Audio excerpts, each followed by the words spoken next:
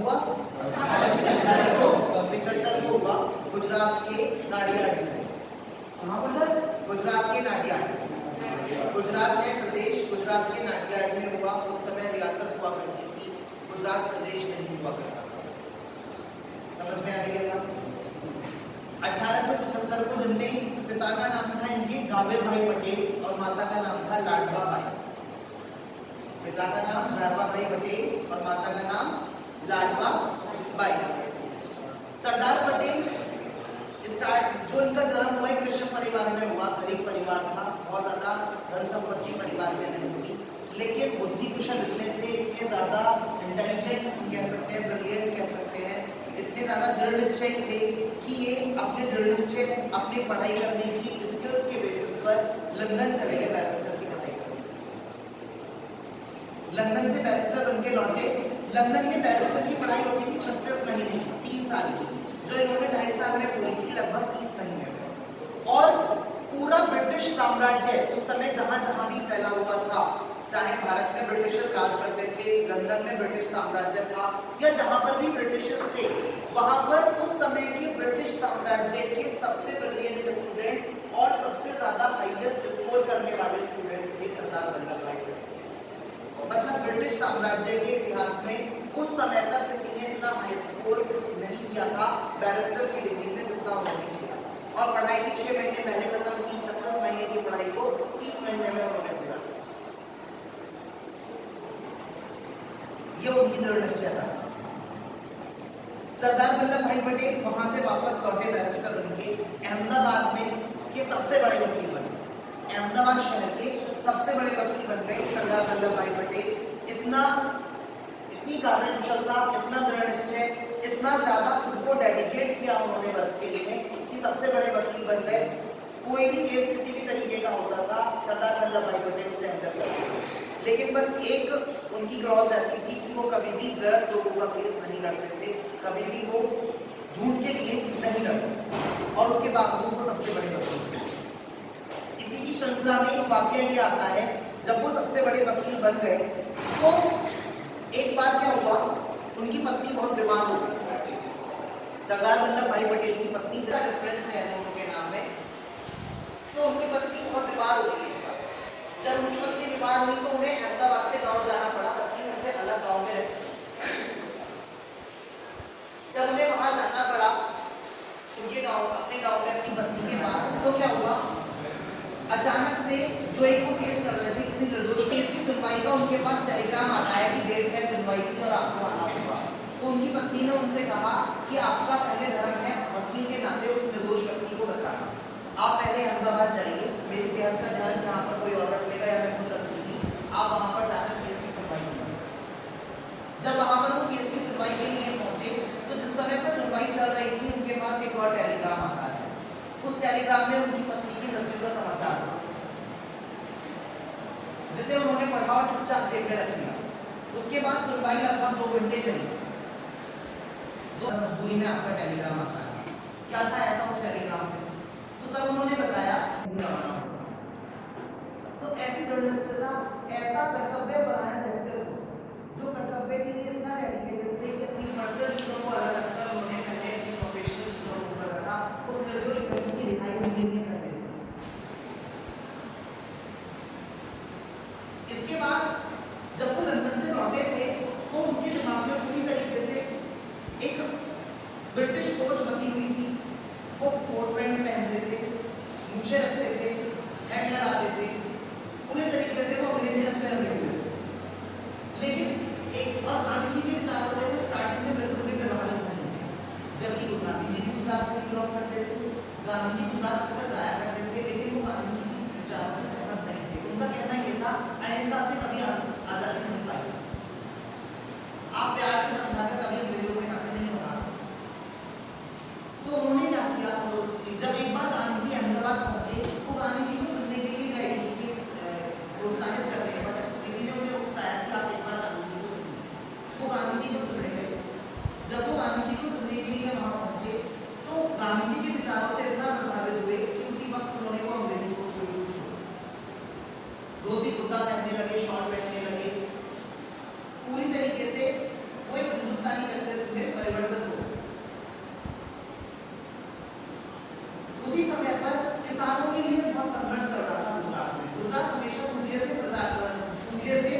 प्रभावित क्षेत्र रहा है, वहाँ अक्सर सूखा पड़ता रहता है गुजरात। तो वहाँ पर क्या था, एक खेड़ा नाम की जगह हुआ करती थी, तो उसमें क्या था, वहाँ पर बहुत ज्यादा किसानों को परेशानी हो रही थी, बहुत ज्यादा दिक्कत हो रही थी, ऊपर से अंग्रेजों ने लगाया हुआ था। तो वहाँ पर अंग्रेजों से कहकर आंदोलन करके उनके खिलाफ उन्होंने वो लगान कम करा। वो उनकी पहली चीज, जब तक वो उन्होंने गांधी जी से अलग, गांधी जी से उनके साथ नहीं थे उस आंदोलन में, वो उन्होंने अकेले रखा, वो उनकी पहली चीज थी। दूसरा, एक जो उसके बाद में एक सत्याग्रह उन्होंने किया 1928 में। 1928 में उन्होंने आंदोलन किया, सत्याग्रह नहीं, आंदोलन उन्होंने किया 1928 में। अंग्रेजों ने क्या किया, किसानों पर लगाम कर दिया 30%, गुजरात के बारडोली जगह पर। जब लगाम 30% कर दिया तो किसान बहुत ज्यादा परेशान हो गए कि हम कैसे करेंगे, 30% लगान हम नहीं दे पाएंगे। जब 30% लगान, सरदार वल्लभ भाई पटेल को ये बात पता चली कि 30% लगान कर दिया गया है, तो उन्होंने उसके लिए आंदोलन किया कि ये 30% लगान नहीं होना चाहिए, किसान इतना पैसा आपको लगान के रूप में नहीं दे सकता। जब 30% लगान के खिलाफ आंदोलन की बात सरकार के पास पहुंची, ब्रिटिश साम्राज्य ऑफिसर्स के पास पहुंची, तो उन्होंने क्या किया, एक रेवेन्यू ऑफिसर्स की टीम बनाई। क्यों, लगान कौन वसूलता था, रेवेन्यू ऑफिसर वसूलते थे। उन्होंने अलग से टीम बनाई 5 लोगों की, उसमें उन्होंने 5 ऑफिसर्स को रखा और उन्होंने कहा कि क्या आप ये चेक कीजिए, क्या ये जो आंदोलन हो रहा है जायज है, जो हिंदुस्तानी लोग, गुजराती लोग नहीं होना चाहिए। ये लगान उन्होंने 30% से हटाकर 6.83% कर दिया। 30% से 6.83 सीधे, लगभग कितना, 23.17 लगान कम हो गया। बहुत एक बड़ा टैक्स किसानों का बच गया। तो वहां की जो महिला थी, जो किसानों के साथ, किसानों की घर से पत्नियां थी, बहनें थी, माएँ थी, उन्होंने, वो इतनी प्रभावित हुई सरदार के इस व्यक्तित्व से कि उन्होंने उन्हें वहां पर सरदार की उपाधि, उससे पहले उन्हें वल्लभ भाई पटेल के नाम से जाना जाता था, और वहां पर उन्हें सरदार की उपाधि दी। उसके बाद वो उन्होंने महात्मा गांधी के विचारों से प्रभावित होकर उन्होंने कांग्रेस ज्वाइन कर। कांग्रेस ज्वाइन करने के बाद में कांग्रेस के अध्यक्ष बने, फिर भारत के पहले उप प्रधानमंत्री और गृह मंत्री बने। यहां से एक वाक्य शुरू होता है बहुत बड़ा, जिसने भारत की राजनीति को बहुत बड़ी तरीके से प्रभावित किया। जब सरदार पटेल और जवाहरलाल नेहरू, ये थोड़ा सा कॉन्ट्राडिक्टरी विषय भी है, लेकिन मैंने भी इसे पूरा प्रूफ के साथ में पढ़ने के बाद मैं तभी ये चीज कह पा रहा हूँ, क्योंकि मैंने जिस सोर्स से पता किया, जहां भी पढ़ा, जिस भी बुक में पढ़ा, वो मुझे सेम चीज मिली। 15 अगस्त 1947 को भारत आजाद हुआ। उस होती थी राष्ट्रीय कांग्रेस, और राष्ट्रीय कांग्रेस की 14 राज्य इकाई हुआ करती थी। समझ में आ रही है बात? एक होती थी राष्ट्रीय कांग्रेस जो नेशनल लेवल पे, और उसके नीचे 14 राज्यों की अलग अलग इकाई, जिसमें मिलकर एक राष्ट्रीय कांग्रेस बनती। तो 14 इकाइयों के 14 वोट हुआ करते थे नेशनल कांग्रेस के। कोई भी फैसला लेना होता था, कोई भी व्यक्ति बनता था। तो जब देश के प्रधानमंत्री पद की बात आई, तो उसमें 2 नॉमिनेशंस थे। पहला था पंडित जवाहरलाल नेहरू का, और दूसरा था सरदार वल्लभ भाई पटेल। जब 2 नॉमिनेशन की बात आई, 2 नॉमिनेशन थे, जब वोटिंग की बात आई तो 14 में से 13 वोट पड़े सरदार वल्लभ भाई पटेल को और 1 वोट पड़ा जवाहरलाल नेहरू। जवाहरलाल नेहरू के पक्ष में 1 वोट और सरदार वल्लभ भाई पटेल के पक्ष में 13 वोट। उस समय महात्मा गांधी ने सरदार वल्लभ भाई पटेल को कहा कि आपको अपना नॉमिनेशन वापस ले लेना चाहिए और जवाहरलाल नेहरू को प्रधानमंत्री बनने देना चाहिए। महात्मा गांधी की वो बहुत इज्जत करते थे। महात्मा गांधी के विचारों से प्रभावित होकर, महात्मा गांधी की बात को मानते हुए उन्होंने अपना नॉमिनेशन विड्रॉल कर लिया, जिससे कि उनके पक्ष में पड़े हुए 13 वोट बेकार हो गए, और उस 1 वोट की कीमत हुई जिससे कि जवाहरलाल नेहरू प्रधानमंत्री बने। अब देश तो आजाद हो गया, लेकिन पूरा भारत का नक्शा सबने देखा है। कितने राज्य हैं भारत में अभी? 29 राज्य हैं। ये 29 राज्य नहीं हुआ करते थे उस समय। भारत का हिस्सा 565 रियासतों में बटा हुआ था। पूरे भारत में 565 राजा हुआ करते थे, जो अलग अलग अपना राज्य चलाया करते थे। रियासतें हुआ करती थी, छोटी छोटी रियासतें थी, जिनके 565 राजा थे, 565 रियासतें। उनके पास 3 ऑप्शन रखे गए। पहला ऑप्शन ये कि आप भारत के साथ रहें, दूसरा ऑप्शन ये आप पाकिस्तान में मिल जाएं, तीसरा ऑप्शन ये कि आपको स्वतंत्र रहना है। लॉर्ड माउंटबेटन जो लास्ट गवर्नर था भारत का, उसने एक पर्सन हायर किया, भारत के नक्शे पर लकीर खिंचवाई, एक तरफ पाकिस्तान बनवाया, एक तरफ भारत को पाकिस्तान से अलग करवाया। उसके बाद जो हिस्सा भारत में था, पाकिस्तान में जाने वाला पाकिस्तान के पास चला गया। उनकी कंपल्शन थी रियासतों की कि उन्हें पाकिस्तान में मिलना था, लेकिन भारत में जितनी रियासतें थी वो थी 565, और उन 565 रियासतों के पास 3 ऑप्शन थे, या तो भारत में मिले, या पाकिस्तान में मिले, या फिर स्वतंत्र रहे। तो जो 565 रियासतों के पास ये ऑप्शन था, उसमें से सरदार पटेल ने 562 रियासतों को एक किया। अब वो कैसे एक किया? सरदार पटेल को पता चला बस्तर में, छत्तीसगढ़ में एक जगह है बस्तर, सुना है आप लोगों ने? वहां कच्चे सोने का बहुत बड़ा भंडार है। कच्चा सोना मतलब कोयले की बहुत बड़ी खानी है वहां पर, और उसमें से ही सोना निकलता है। ठीक है, तो वहां पर क्या था, कच्चे सोने का बहुत बड़ा भंडार था। सरदार पटेल को पता चला कि हैदराबाद का निजाम उस कच्चे सोने को खरीदने के लिए वो दीर्घकालिक पट्टे पर लेने के लिए जा रहा है। दीर्घकालिक पट्टा कहते हैं लॉन्ग टर्म लीज। आप लोगों ने पढ़ी भी होगी, अगर नहीं पढ़ी है तो अभी आप पढ़ लीजिए। Long term lease business environment में आ जाएगा, लीज आती है उसमें, अकाउंट की भी टर्मिनोलॉजी है लीज। पट्टा जिसे कहते हैं, पट्टा तो सभी ने सुना है, पट्टे की चीज तो फिर हम पगड़ी देके छुड़ा लेते हैं, पगड़ी लेके छोड़ देते हैं, है ना, या पगड़ी देके छुड़ा लेते हैं।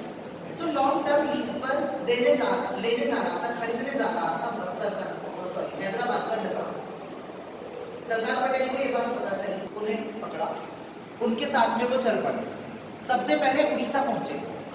उड़ीसा में लगभग 23 राजाओं से वो मिले, 23 राजाओं को अपने साथ मिलाया कि आप भारत में मिल जाओ, महासागर में आ जाओ, कुएं के मेंढक ना बनो। ये इतिहास में किताबों में लाइन आती है उनकी, जो उन्होंने कही, कुएं के मेंढक ना बनो, महासागर में आकर मिल जाओ। महासागर मतलब भारत के साथ आकर मिल जाओ, अपने अपने में अकेले अकेले मत रहो। कुएं का मेंढक कहते हैं उसे जो अपना अकेला सोचे, अपनी ही आवाज सुने, केवल अपनी ही बात माने। तो उन्होंने कहा कुएं के मेंढक ना बनो, महासागर में आकर मिल जाओ। तो उड़ीसा के वो 28 राजा, लगभग 23 राजा भारत के साथ मिल गए। उसके बाद वो नागपुर पहुंचे, वहां पर 38 राजाओं से मिले। नागपुर महाराष्ट्र, नागपुर के 38 राजाओं को अपने साथ मिलाया। वहां से मुंबई पहुंचे, मुंबई के राजाओं को अपने साथ मिलाया। वहां से पहुंचे काठियावाड़। अब ये काठियावाड़ कहां है? काठियावाड़ गुजरात।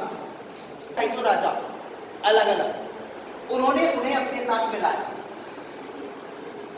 काठियावाड़ से निकलने के बाद में वो पहुंचे पंजाब।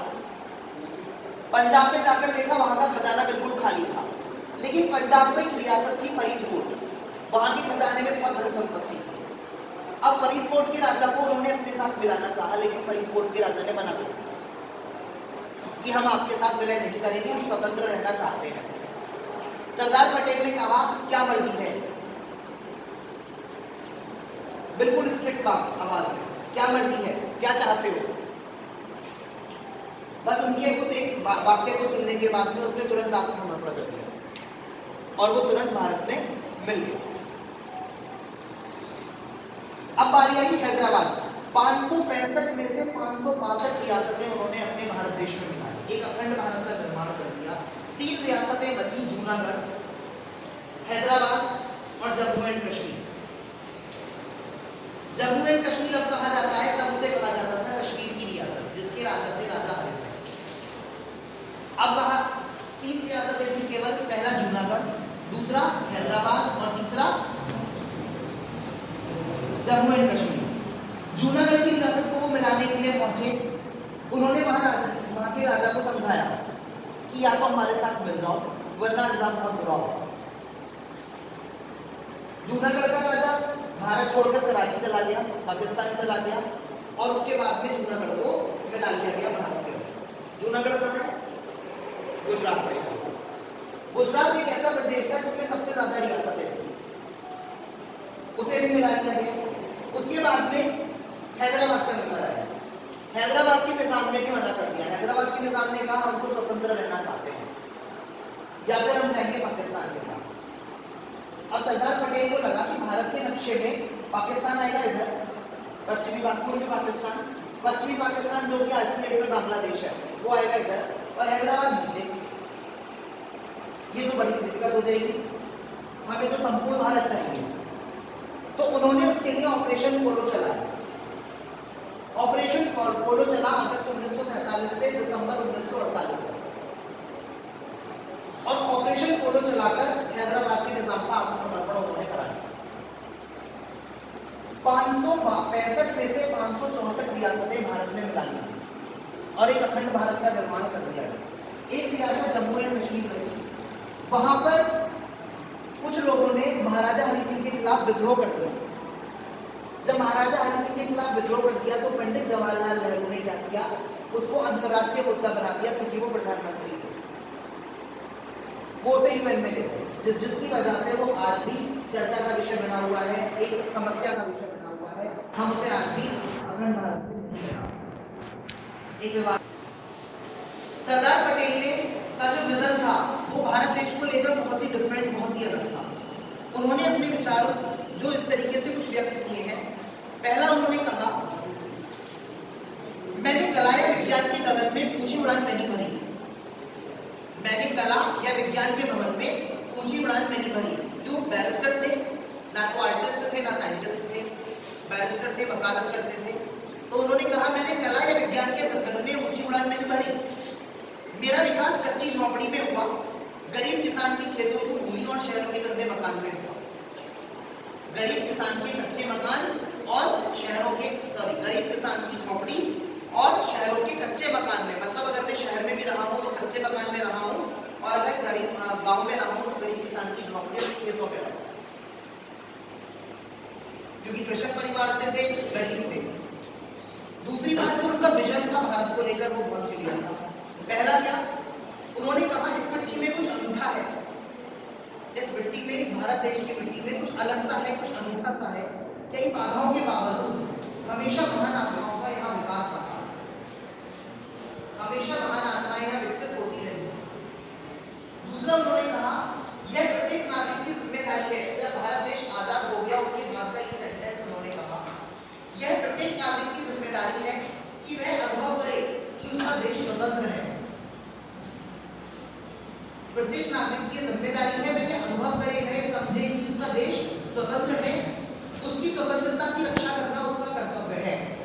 वो उसकी स्वतंत्रता, उसकी अखंडता के लिए लड़े, उसका कर्तव्य है उसकी स्वतंत्रता को बनाए रखना।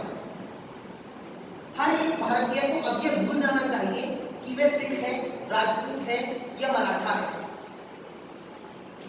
उसे यह याद होना चाहिए कि वह एक भारतीय है।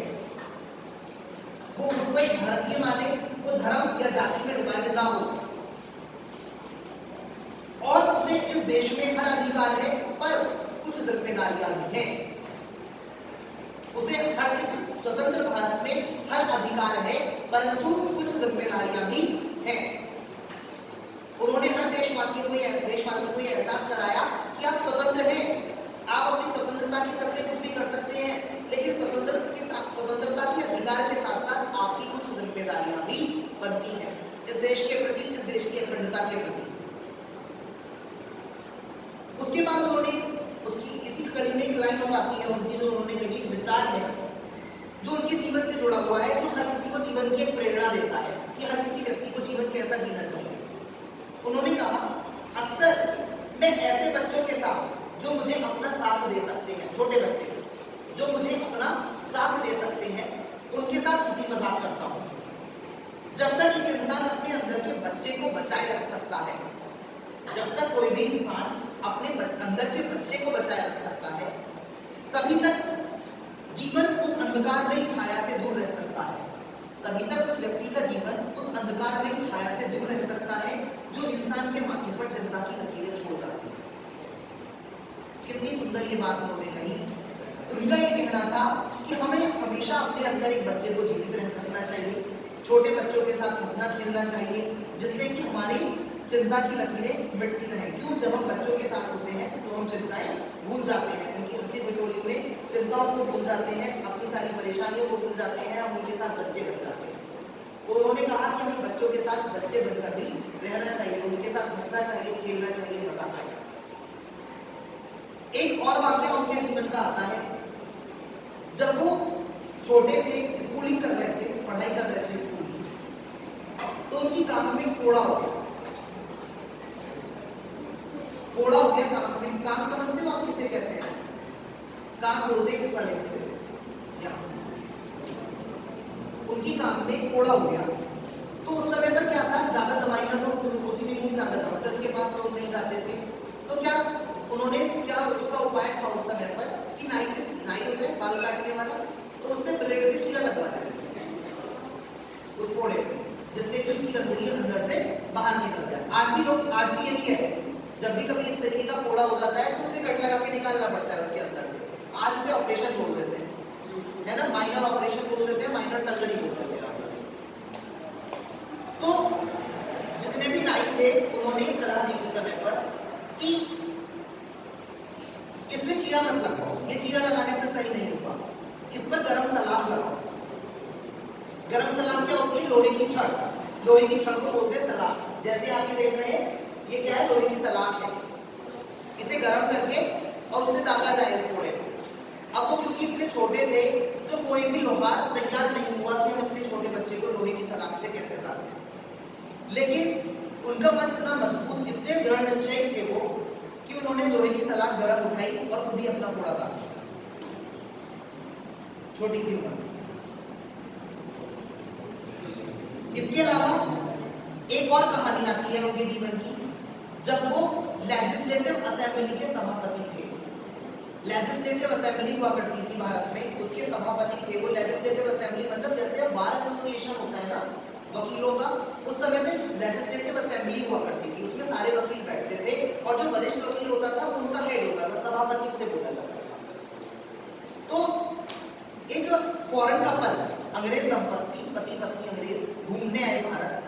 तो सरदार पटेल इतने सादा वस्त्रों में थे, जब तक उन्होंने ब्रिटिश पहनावा छोड़ दिया था, सादा धोती कुर्ता में वो आ चुके थे तब तक। तो वो सादा धोती कुर्ता में अपने उस भवन से बाहर निकल रहे थे, अकेले थे। तो उस अंग्रेज दंपत्ति ने समझा ये यहाँ का कोई चपरासी है। उन्होंने कहा कि आप हमें पूरी असेंबली घुमाओ, ये चपरासी हमें पूरी असेंबली घुमाओ। तो उन्होंने वहां पर ये नहीं दिखाया कि मैं सभापति हूँ या मैं यहाँ पर ऐसी पोजीशन पर बैठता हूँ। उन्होंने समझा कि ये मुझे चपरासी समझते हैं, ठीक है। उन्होंने उन्हें अपना मेहमान मानते हुए, अपना अतिथि मानते हुए पूरी असेंबली घुमाई। थोड़ी देर बाद जब सभा शुरू हुई तो वो सभा की कार्यवाही देखने के लिए अतिथि दंपत्ति थे, जब वो गेस्ट लॉबी में आकर बैठे, जैसे देखते हैं कार्यवाही को कैसे कार्यवाही चलती है, जब वो अतिथि लॉबी में आकर बैठे तो उन्होंने देखा कि जिस व्यक्ति ने हमें पूरी असेंबली घुमाई चपरासी बनकर, वो वहाँ सभापति बनकर बैठा है। वो बहुत शर्मिंदा हुआ और उन्होंने भरसक प्रशंसा की उनकी कि ऐसा व्यक्ति तो हमने आज तक नहीं देखा, ऐसी पोजीशन पर बैठने वाला व्यक्ति जो चपरासी बनकर हमें अपना पूरा ही इन्होंने भवन दिखा दिया। तो इतनी ज्यादा सादगी थी उनके अंदर, इतनी ज्यादा सादा व्यक्तित्व होता था। एक और कहानी इसमें उनकी आती है। एक बार वो संत विनोबा भावे के आश्रम में गए। संत विनोबा भावे उत्तर प्रदेश के बहुत बड़े संत, तो वहां पर आकर संत ने एक उनका जो रसोइया था संत का, उसने पूछा पटेल जी से कि आप कैसा खाना खाएंगे, कच्चा खाना कि पक्का खाना। अब आप सब लोग समझ रहे कच्चा खाना पक्का खाने का क्या मतलब है। हमारे यहाँ क्या मतलब होता है कच्चा खाना पक्का खाना का? कच्चे खाने का मतलब क्या होता है? रोटी, दाल चावल। और पक्के खाने का मतलब पूरी कचौड़ी, है ना। तो सरदार पटेल ने कहा हम कच्चा खाना क्यों खाएंगे, हम पक्का खाना खाएंगे।